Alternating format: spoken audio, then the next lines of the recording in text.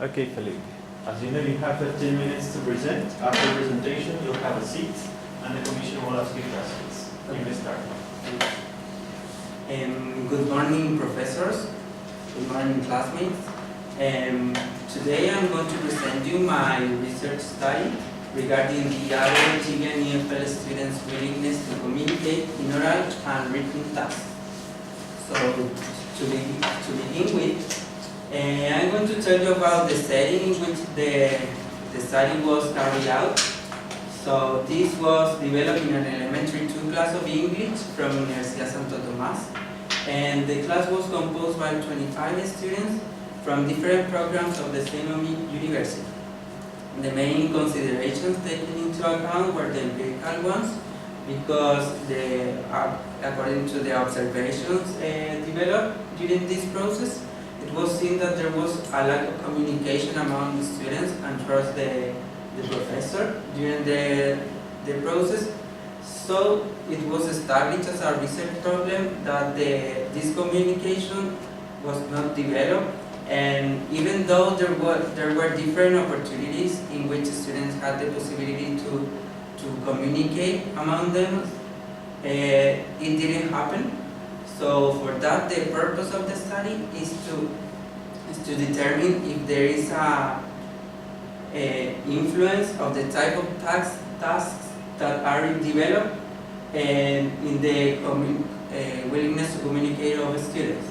So for that, the research question is there any difference in the willingness to communicate of EFL students from elementary 2 of English of Universidad Santo Tomás when facing oral versus written tasks?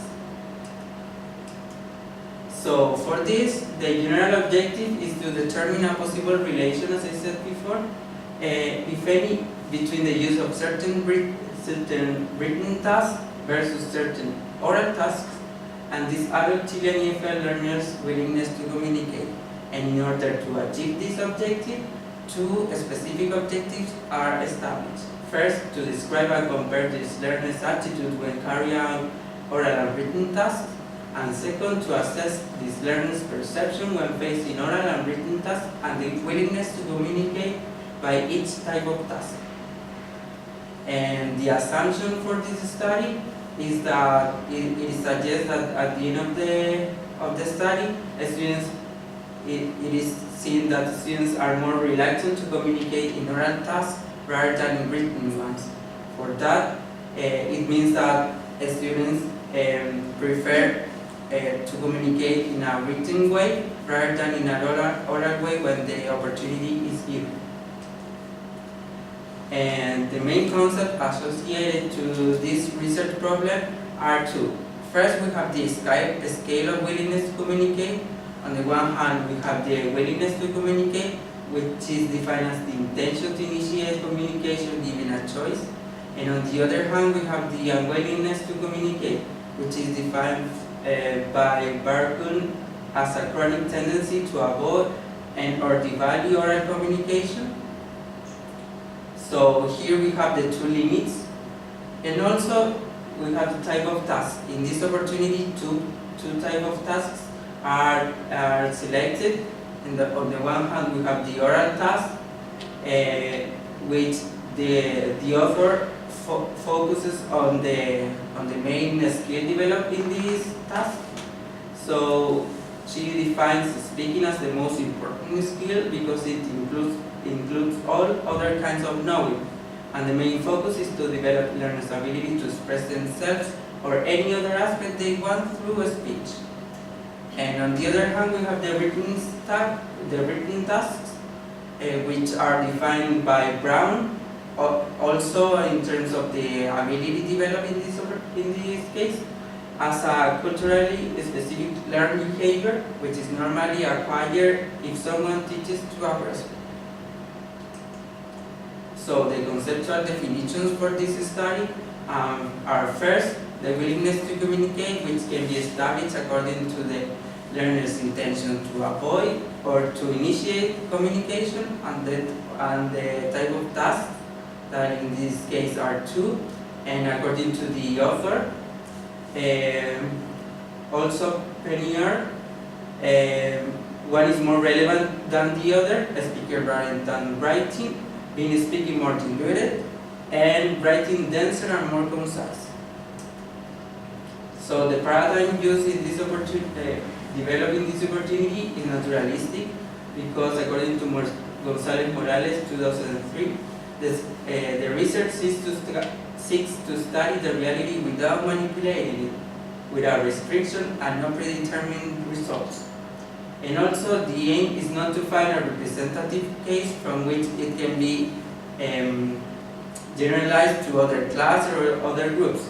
The objective is to develop interpretations regarding the participants of this specific study.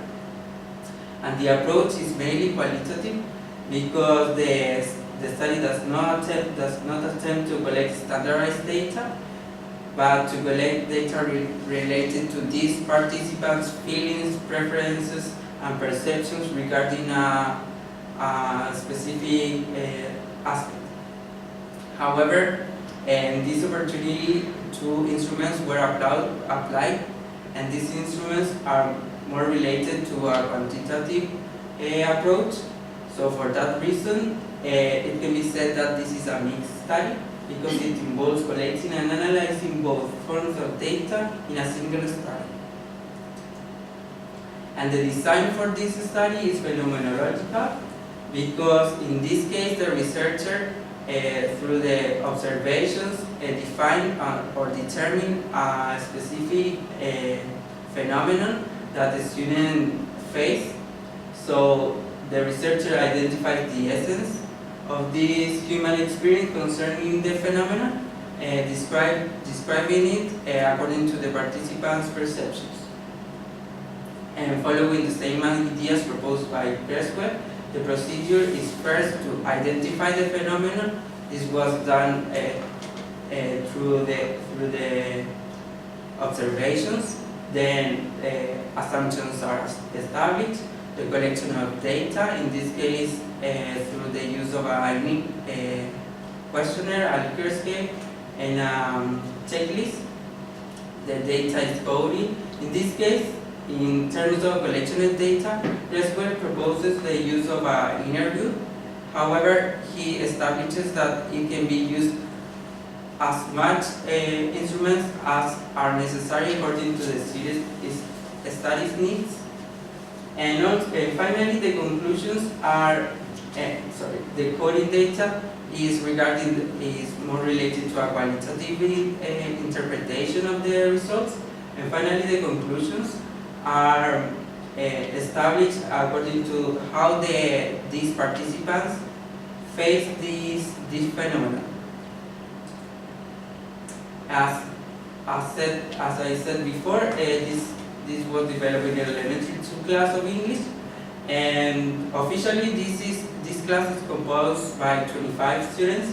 However, in this opportunity, only 16 students were participants. And also, the program and contents are based on the book Touchstone 1 from Cambridge University Press.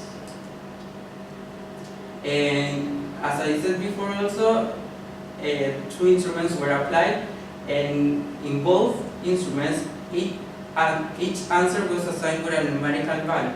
So for example, in this case, this is the result of a checklist. For each answer, the student obtained a numerical value. So in this case, the higher the student's score, the greater his willingness to communicate in a specific task. And as you can see in the student 1, the student tends to exhibit a positive attitude when facing a written task. Meanwhile, when he's facing an oral task, he exhibits a negative attitude. This was done also with the rest of the students. The consideration of trustworthiness. First, we have the credibility, because it represents the reality of each participant. For that reason, the questionnaire was answered by each participant of the study. And also the researcher was a participant in the context. For that reason, the researcher was in charge of develop these two instruments. In terms of dependability, there was a validation of the procedures and also the instruments in terms of there was a draft in which the instruments were created, but after that there was a validation in which many different changes were done according to the study's needs. And finally, confirmability. There was a cross-checking information because this study was contrast with one produced by Bargon in 1976,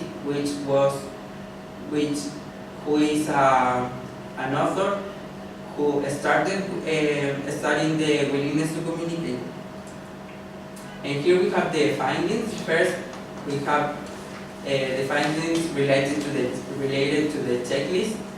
And as you can see, there is not a huge difference between the students' attitude when facing both types of tasks.